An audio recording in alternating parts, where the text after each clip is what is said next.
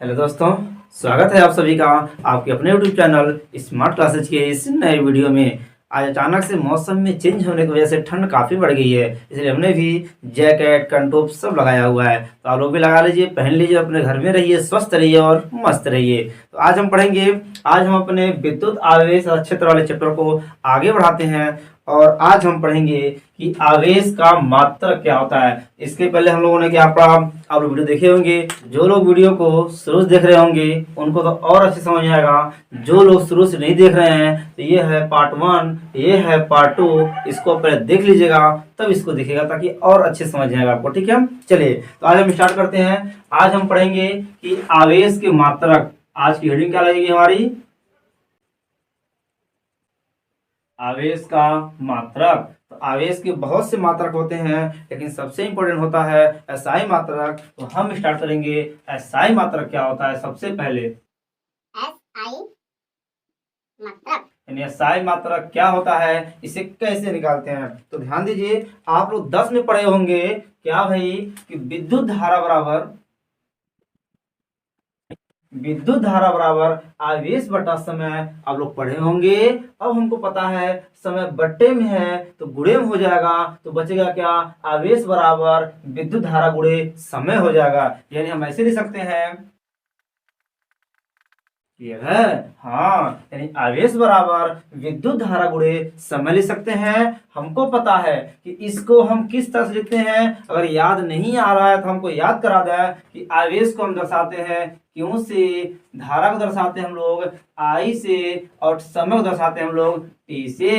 तो याद करिए, हमने आप लोगों को फार्मूला बताया था क्या, कि क्यों आए तुम।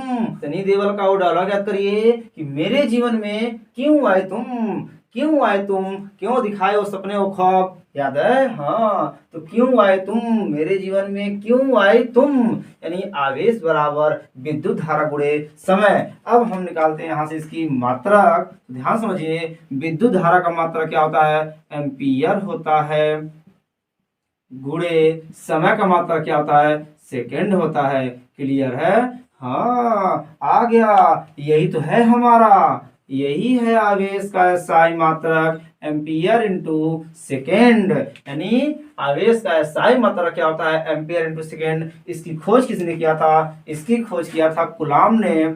इसलिए आवेश के एसआई मात्रक को हम क्या बोलते हैं, कूलाम बोलते हैं। या तो कूलाम बोलिए या तो एम्पियर इंटू सेकेंड बोलिए, दोनों सही है। दोनों हमारा क्या है, एसआई मात्रक है। ठीक है, अब हम बढ़ते हैं अपने अगले टॉपिक तरफ। अगला टॉपिक हमारा आएगा सीजीएस पद्धति या सीजीएस मात्रक। क्लियर है। अब आप कहेंगे कि सीजीएस मात्रक क्या होता है। तो जिस तरह से ध्यान से देखिए कि लंबाई का जो मात्रक होता है वो एसआई मात्रक क्या होता है, मीटर होता है। जो सीजीएस मात्रक होता है, सीजीएस मात्रक होता है सेंटीमीटर, जो कि मीटर से छोटा होता है। उसी प्रकार से आवेश का मात्रक कूलाम होता है, ये एसआई मात्रक है। इससे छोटा एक मात्रक होता है, इसका नाम क्या है, सीजीएस मात्रक। इसका फुल फॉर्म क्या होता है, सेंटीमीटर ग्राम इंटू सेकेंड, यानी centimetre into gram into second.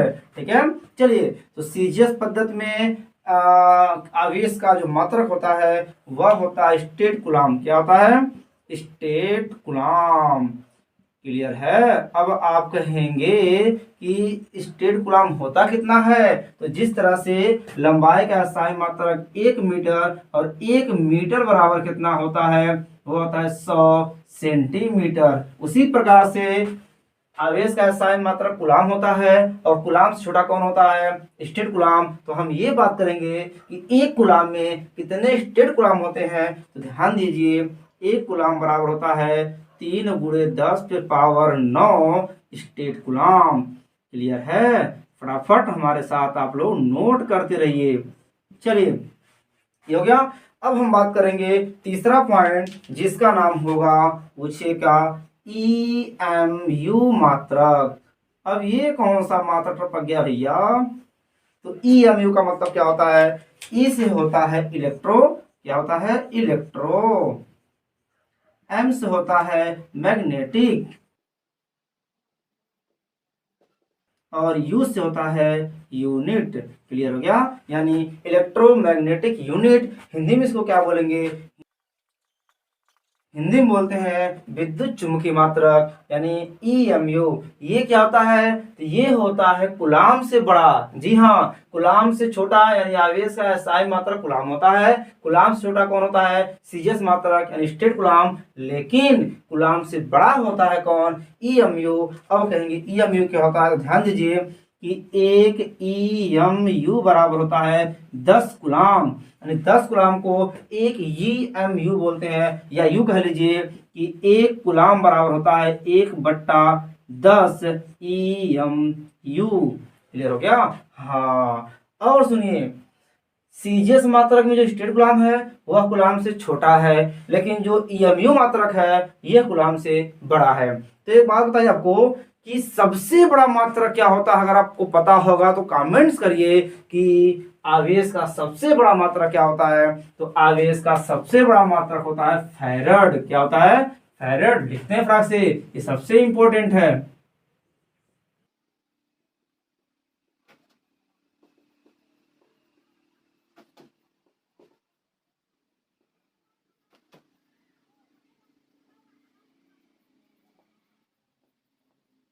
Clear है? हाँ, तो आवेश का सबसे बड़ा मात्रा क्या होता है? फैराड होता है। वो कैसे? आखिर एक फैराड में कितने कूलाम होते हैं? तो ध्यान दीजिए, एक फैराड बराबर होता है 96,500 कूलाम। ठीक है, यानी एक फैराड में 96,500 कूलाम होते हैं। इसलिए आवेश का सबसे बड़ा मात्रा क्या होता है? फैराड होता है। आइए इसकी गणना करते हैं, आखिर क्यों होता है, तो गणना करके देखते हैं। तो ध्यान देखिए, अब हम करेंगे इसकी गणना। ठीक है, तो गणना करने से पहले हम आपको बता दें कि एक फैराड कहते किसे हैं? तो एक फैराड कहते हैं एक मोल इलेक्ट्रॉन के आवेश को। जी हाँ, इसको लिखते हैं एक मोल इलेक्ट्रॉन के आवेश को।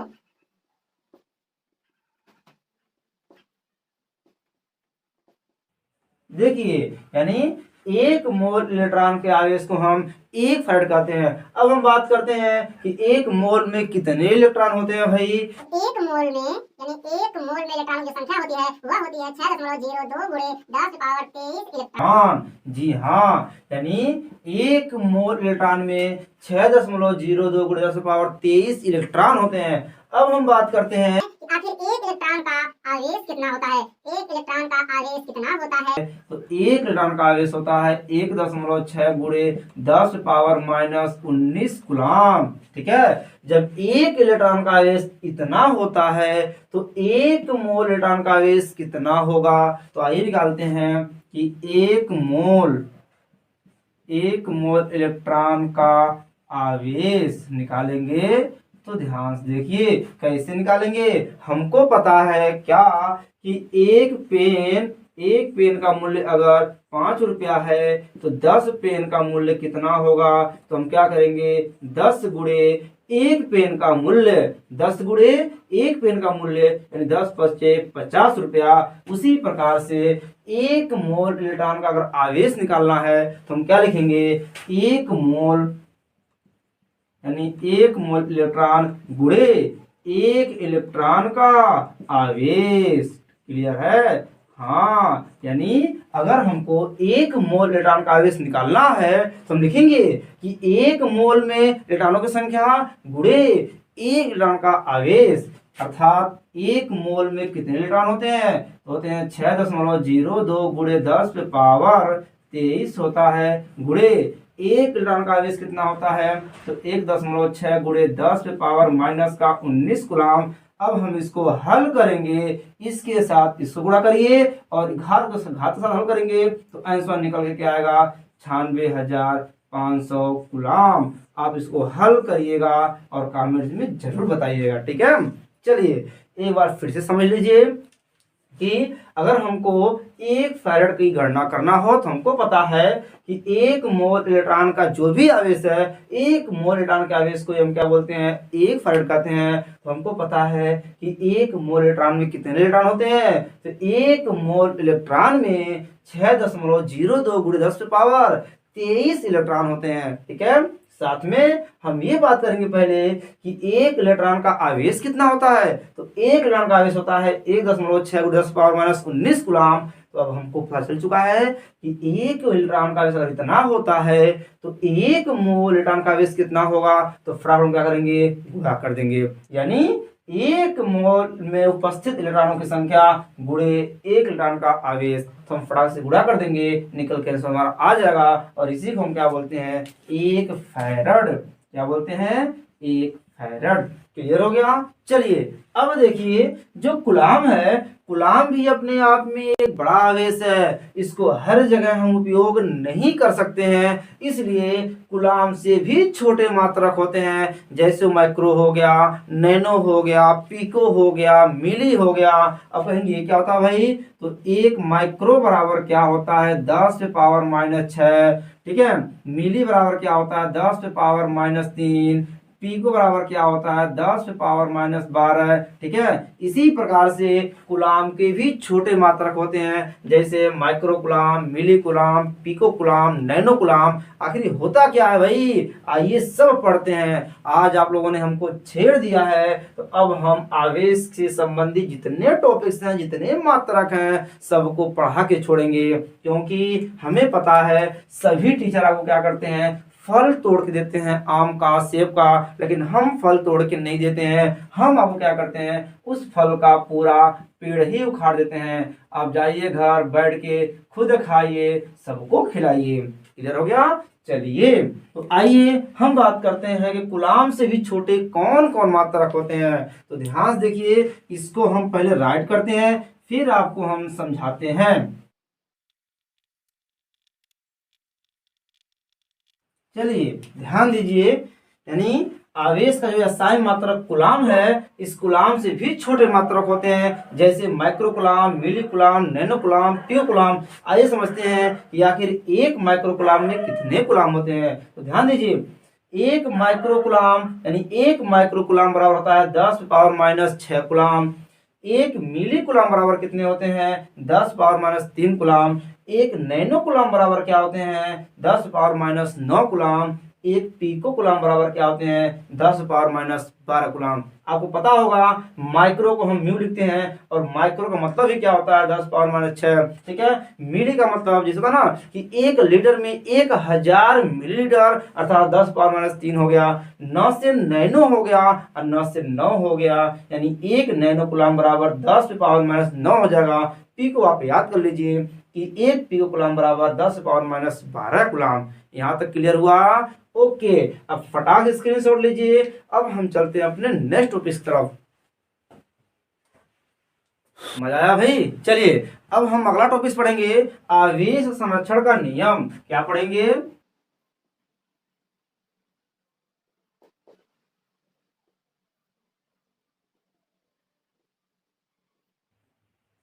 यानी आवेश संरक्षण का नियम, जिसको इंग्लिश में क्या बोलते हैं, law of conservation of charge, ठीक है। अब आवेश संरक्षण नियम को लिखने से पहले इसको हम समझते हैं आखिर होता क्या है। तो माना किसी विलगित विलगित निकाय की प्रक्रिया में यानी माना किसी विलगित निकाय की प्रक्रिया में हम कोई तत्व लेते हैं सोडियम।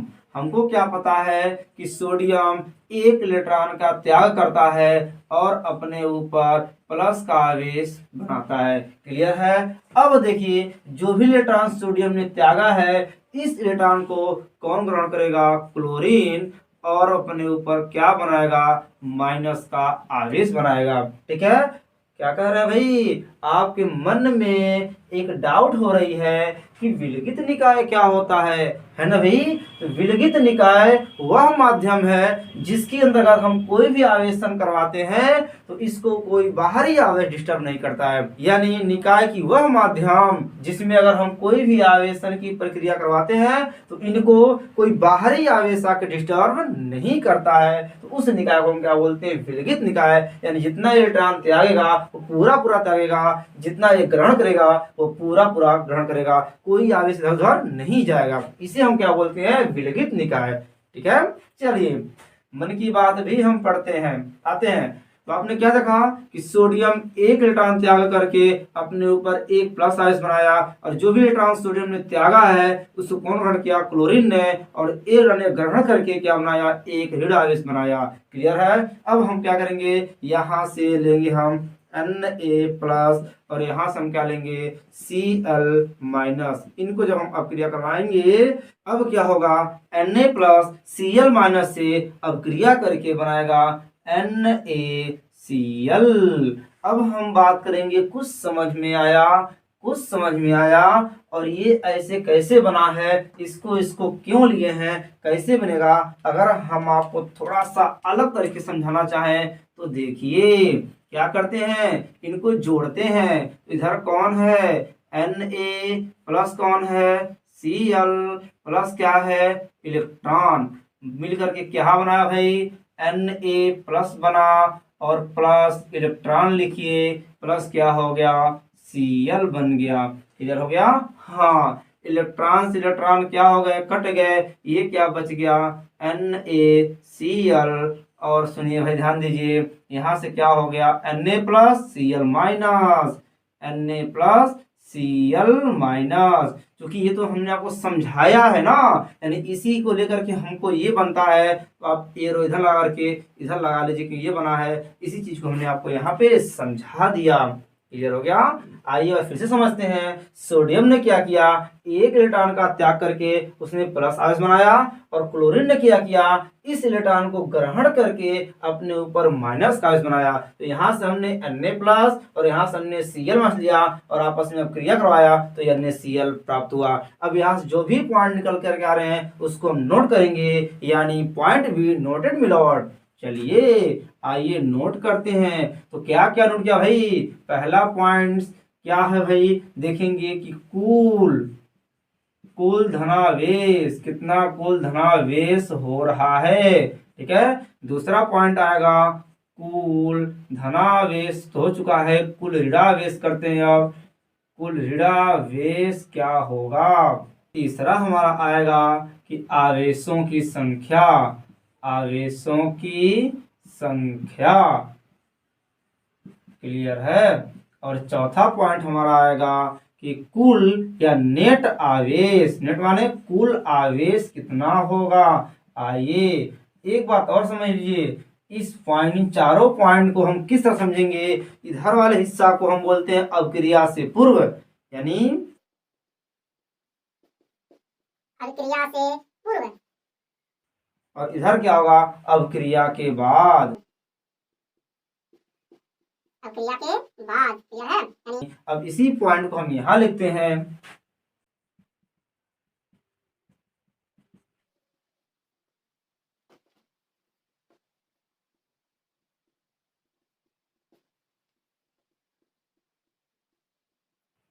चलिए ध्यान दीजिए। अब अच्छे से नोट करिए आप लोग कि अभिक्रिया के पूर्व कितने धनावेश हैं, तो एक धनावेश है, यानी एक प्लस आवेश है, और अभिक्रिया के पश्चात कोई आवेश नहीं है, 0 हो गया। फिर बात करते हैं कि अभिक्रिया के पूर्व कुल ऋण आवेश कितना है, ऋण आवेश कितना है, 1 है, यानी माइनस का 1, और अभिक्रिया के पश्चात कितना है, 0 है। क्लियर है। अब देखिए आवेशों की संख्या, यानी अभिक्रिया के पूर्व जो है आवेशों संख्या, चाहे प्लस हो चाहे माइनस हो, आवेश को गिनना है।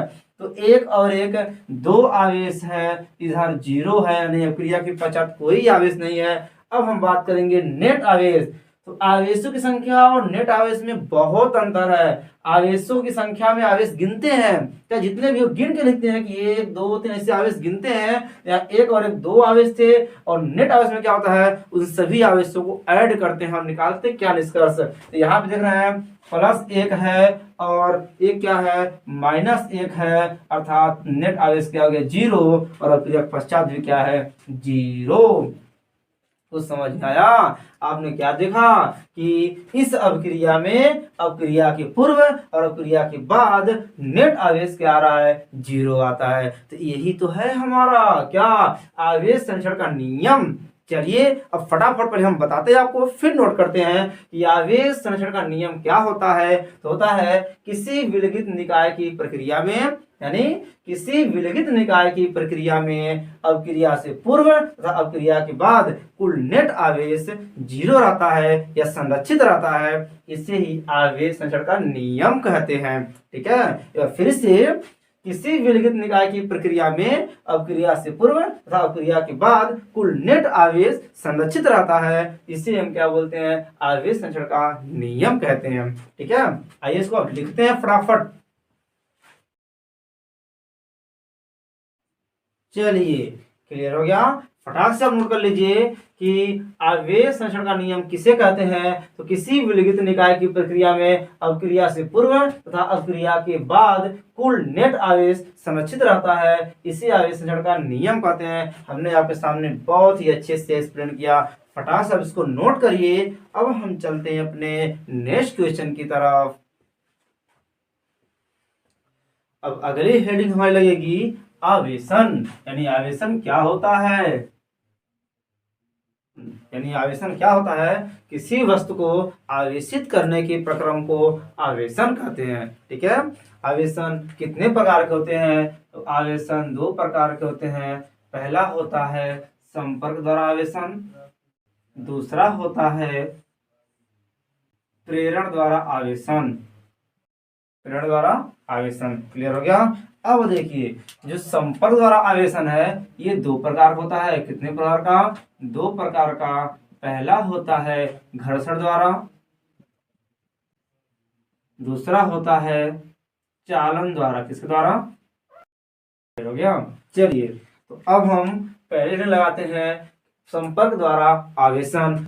चलिए तो ध्यान दीजिए, संपर्क द्वारा आवेशन क्या होता है कि इस प्रक्रिया में 2 वस्तुओं में संपर्क रख करके एक दूसरे को क्या करते हैं, आवेशित करते हैं, इसलिए इस प्रक्रिया को हम क्या बोलते हैं, संपर्क द्वारा आवेशन। तो संपर्क 2 तरह से होता है, एक होता है घर्षण और एक होता है चालन। तो सबसे पहले हम बात करेंगे घर्षण द्वारा कैसे होता है। तो ध्यान दीजिए, पहले हेडिंग लगेगी हमारी घर्षण द्वारा।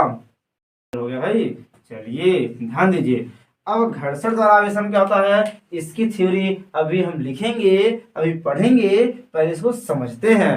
तो होता क्या है, इसमें 2 वस्तुएं आती हैं और 2 वस्तुओं को आपस में रगड़ा जाता है। जब 2 वस्तुओं को आपस में रगड़ेंगे तो रगड़ने से क्या होगा, चिंगारी चिटिक चिटिक निकलेगी, चिंगारी चिटिक चिटिक निकलेगी, निकलेगी ना। हाँ, यहाँ देखिए जब 2 वस्तुओं को आपस में रगड़ेंगे तो होगा क्या, ये पहली वस्तु है, ये दूसरी वस्तु है, तो इसमें से किसी एक में या तो इसमें से इलेक्ट्रॉन निकल करके इसमें जाएगा या इसमें से निकल करके इसमें आएगा। अर्थात होगा क्या, इलेक्ट्रॉनों का स्थानांतरण, क्या होगा, स्थानांतरण होगा। और इलेक्ट्रॉनों के स्थानांतरण होने से इसमें क्या उत्पन्न होंगे, आवेश उत्पन्न होंगे। खुद देखिए भाई, सपोज मान लीजिए इसमें से इलेक्ट्रॉन निकल करके इसमें जा रहा है, तो इलेक्ट्रॉन इसमें जा रहा है, तो इस पे क्या होगा, माइनस का आवेश। इस पे इलेक्ट्रॉन निकल गया, यहाँ पे क्या होगा, प्लस का आवेश। इस प्रकार ये दोनों वस्तु क्या हो गए, आवेशित हो गए। क्लियर हो गया। एग्जाम्पल लेते हैं, तो ध्यान से देखिए, बहुत अच्छा एग्जाम्पल है। अगर मान लीजिए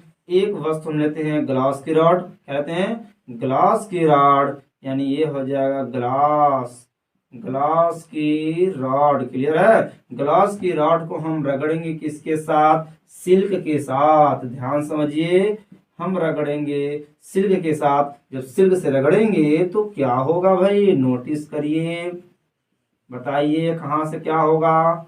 जब हम ग्लास की रॉड सिल्क के साथ रगड़ेंगे तो होता क्या है, ग्लास से इलेक्ट्रॉन निकल करके कहाँ जाता है, सिल्क पर। जब ग्लास से इलेक्ट्रॉन निकल गया तो इस पे क्या हो जाएगा, प्लस का आवेश। इलेक्ट्रॉन कहाँ गया, वो सिल्क पे गया, तो सिल्क पे क्या हो जाएगा, माइनस का आवेश। आपने क्या देखा, 2 उदासीन वस्तुएं थी, उनको रगड़ा आपस में, रगड़ने से इसका इलेक्ट्रॉन कहाँ गया, इसके ऊपर गया, तो जिसके ऊपर इलेक्ट्रॉन जाएगा इस वाले पे क्या हो जाएगा, ऋण आवेश, और जिसमें से निकलेगा उस पे क्या हो जाएगा, प्लस आवेश। एक और एग्जांपल लेते हैं, मान लीजिए अब हम लेते हैं, एक आती है प्लास्टिक की छड़, क्या होती है भाई, प्लास्टिक की रॉड, रॉड कहिए, ठीक है। इसको भी हम रगड़ेंगे किससे, सिल्क के साथ।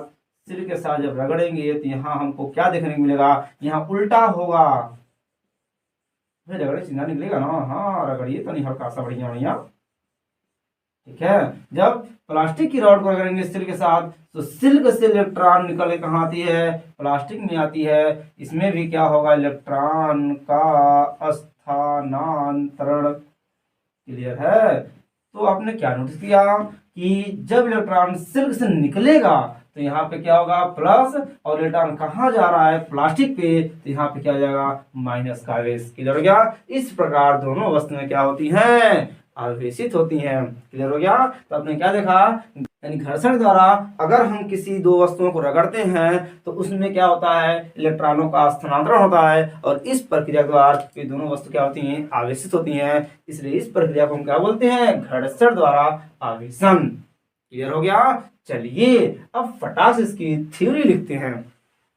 ध्यान दीजिए, हमने आपके सामने इसकी पूरी थ्योरी लिख दी है। क्या लिखा भाई, कि घर्षण द्वारा आवेशन। तो घर्षण आवेशन क्या होता है कि इस प्रक्रिया में दो वस्तुओं को आपस में रगड़ा जाता है। इस रगड़ने से क्या होता है, उनके बीच में इलेक्ट्रॉन का स्थानांतरण होता है। फिर हमने क्या लिखा कि जिस वस्तु में इलेक्ट्रॉन ग्रहण होता है, अर्थात जिस वस्तु में इलेक्ट्रॉन की वृद्धि होती है उसको हम क्या बोलते हैं, ऋणावेशित। और जिस वस्तु में इलेक्ट्रॉन की कमी होती है, जो वस्तु इलेक्ट्रॉन त्यागता है, उस पर क्या होता है, धनावेशित। सामने एग्जाम्पल है, मान लीजिए हमने एक वस्तु ये दूसरी वस्तु को आपस में रगड़ा, तो रगड़ने से क्या हुआ, अगर मान लीजिए पहले वस्तु से इलेक्ट्रॉन निकले कहाँ जा रही है, दूसरे में, तो दूसरे वाले पे इलेक्ट्रॉन क्या होगी, अधिक होगी, तो यहाँ पर माइनस का आवेश होगा। यहाँ से इलेक्ट्रॉन निकला हुआ है तो इलेक्ट्रॉन कमी हो गया, इसमें कौन आवेश आएगा, प्लस का आवेश। एग्जाम्पल हमने सामने लिया है, क्या लिया भाई, देखिए ग्लास की रॉड और सिल्क के साथ अगर हम रगड़ते हैं तो रगड़ने से क्या हो गया कि ग्लास की रॉड से इलेक्ट्रॉन निकल करके कहाँ गया है, सिल्क पे, तो सिल्क पे कौन आवेश हो गया, माइनस का आवेश, और ग्लास पे क्या हो गया, प्लस का आवेश। क्लियर हो गया। अब हम बात करते हैं कि अगर प्लास्टिक की रॉड से सिल्क पे रगड़ेंगे तो यहाँ उल्टा होगा, सिल्क से इलेक्ट्रॉन निकल करके कहाँ आएगा, प्लास्टिक की रॉड पे। इलेक्ट्रॉन कहाँ बढ़ रहा है, प्लास्टिक पे, तो यहाँ पे क्या होगा, माइनस आवेश। इलेक्ट्रॉन कहाँ कम हो रहा है, सिल्क पे, तो यहाँ पे क्या होगा, प्लस आवेश। क्लियर हो गया। ये था हमारा क्या, घर्षण द्वारा आवेशन, जो किसके अंदर होता है, संपर्क में। क्योंकि जब रगड़ेंगे घिसेंगे संपर्क होगा तभी तो घर्षण होगा। हाँ, तो संपर्क द्वारा आवेशन की पहली हेडिंग है घर्षण द्वारा आवेशन। अब हम पढ़ते हैं क्या, चालन द्वारा आवेशन। फटाफट स्क्रीनशॉट लीजिए तब हम आगे बढ़ते हैं। चलिए ध्यान दीजिए, अगली हेडिंग हमारी क्या लगेगी, चालन द्वारा आवेशन। ठीक है।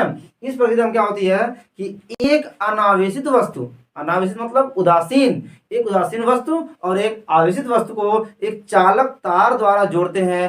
तार से जोड़ने से क्या होता है, इनमें इलेक्ट्रॉनों का प्रवाह होता है, इलेक्ट्रॉनों का स्थानांतरण होता है, और हमको पता है जब इलेक्ट्रॉन का स्थानांतरण होगा तो वहां पे आवेश उत्पन्न होता है। ठीक है। आवेश को अच्छी तरह से समझते हैं पहले, फिर थ्योरी को पढ़ा जाएगा। तो ध्यान दीजिए, मान लीजिए हमने यहाँ पे कोई आवेशित चालक लिया जिसपे क्या है, प्लस का आवेश है। कौन सा आवेश है भाई, इस पे प्लस का आवेश है।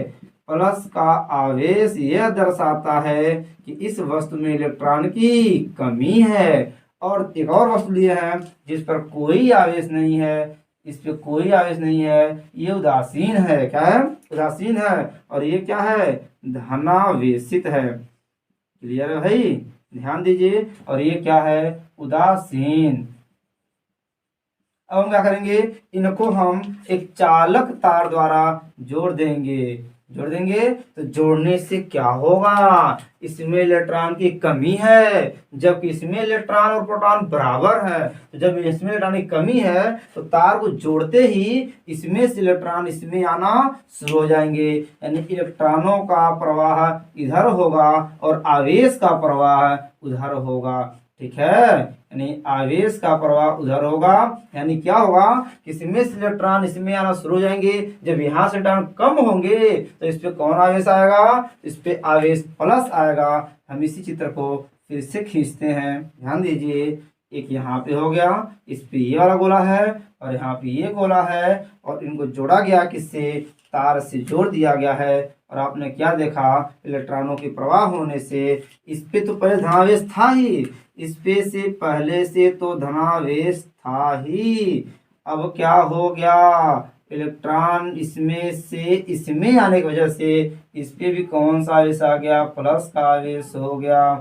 अब सुनिए, अब होगा क्या, ये प्रक्रिया तब तक चलती रहेगी जब तक कि दोनों में इलेक्ट्रॉन बराबर ना हो जाए। पूछिए कैसे? देखिए ऐसे, मान लीजिए अगर एक हम टंकी लेते हैं, टंकी सबके छत पे होगा भाई, इसमें पानी भरा होगा, है ना। अब हम क्या करते हैं, इसी के बराबर एक और टंकी लेते हैं। ध्यान से समझिए, इस टंकी को खाली रखते हैं। अब हम क्या करते हैं, यहाँ से एक पाइप इसमें लगाते हैं, तो अब क्या देखेंगे, पानी इसमें से इसमें जाएगा और तब तक गिरेगा जब तक ये पानी इसके बराबर न हो जाए। जैसे लेवल बराबर होगा, पानी हमारा क्या हो जाएगा, रुक जाएगा। वही प्रक्रिया इसमें भी होती है। ठीक है, हमने आराम से लिखा भी है, देखिए ध्यान से। क्या कह रहा भाई, इस प्रक्रिया में एक अनावेशित वस्तु यानी उदासीन वस्तु क्या बोलते हैं, अनावेशित। एक अनावेशित वस्तु को दूसरे आवेशित वस्तु के साथ चालक तार द्वारा जोड़ा जाता है। तो तत्पश्चात जोड़ने के बाद क्या होता है, चालक तार द्वारा यानी चालक तार द्वारा अनावेशित वस्तु व आवेशित वस्तु में इलेक्ट्रॉनों का क्या होता है, स्थानांतरण होता है। जब ऐसा होता है, इससे क्या होता है, उसमें धारा उत्पन्न होती है। और एक शर्त और भी है कि आवेश का प्रवाह तब तक होता है जब तक कि दोनों वस्तुओं में विभव एक समान न हो जाए, इनका विभवांतर शून्य न हो जाए। मतलब वही हुआ कि ये पानी तब तक बहता रहेगा जब तक इनके लेवल में अंतर रहेगा। जैसे लेवल बराबर, पानी बहना बंद हो जाएगा। उस बार से ये आवेश तब तक बहता रहेगा जब तक कि इनका विभव बराबर न हो जाए, अर्थात विभवांतर शून्य न हो जाए। अर्थात दोनों के विभव जो अंतर है वो शून्य हो जाएगा, अर्थात जितना इस पर उतना इस पर। जब ऐसी स्थिति आएगी तो आवेश ऑटोमेटिक हो जाएगा, रुक जाएगा। हो गया? तो आपने क्या देखा, इसमें इलेक्ट्रॉन चल रहे हैं, इसलिए हमने क्या बोला, चालन द्वारा आवेशन। आई होप कि आपको अच्छे समझ में आ गया हो। ठीक है, हाँ फिर से देख लीजिए।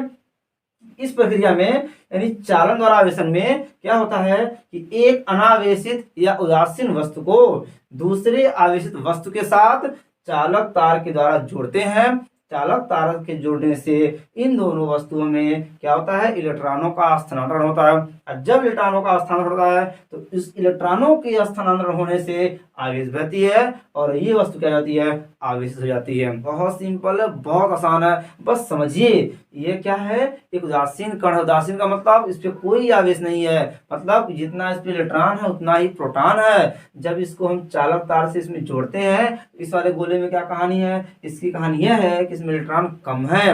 जब इसमें इलेक्ट्रॉन कम है तो इसमें से इलेक्ट्रॉन इसमें आएंगे, उतना ही आएंगे जितना कि दोनों दूसरे के बराबर हो जाए। सपोज मान लीजिए अगर इस पे 10 इलेक्ट्रॉन कम है, मतलब 10 प्लस आवेश है, ठीक है, तो इसमें से क्या होगा, 5 इलेक्ट्रॉन इसमें आएगा।